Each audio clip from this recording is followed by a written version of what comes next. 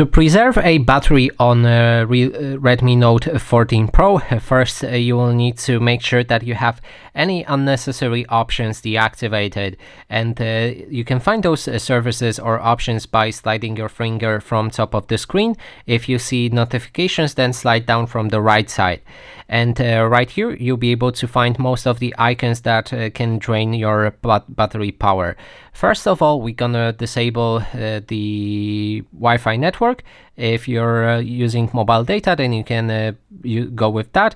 If you're using Wi-Fi, then you can deactivate mobile data, which will also make your phone consume less battery. Then we can disable the Bluetooth and most of the other options. Just right here, if you want to really preserve battery, try to find whichever icons are active and disable them all. And next thing we can do here is also lower our screen brightness, which will also lower the battery drainage. And for the purpose of this video, I'm going to keep the brightness up. And now next thing, we can move into the settings on our device and go for the display and brightness.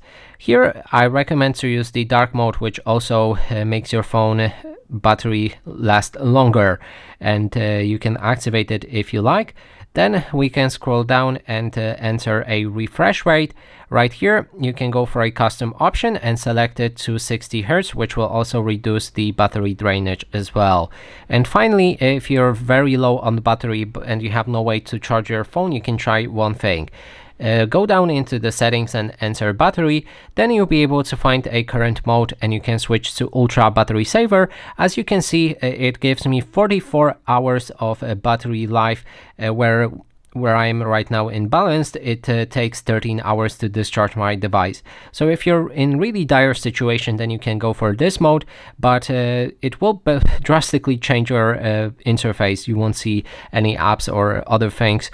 You will only have an option to see time and maybe contact someone. And that is basically everything.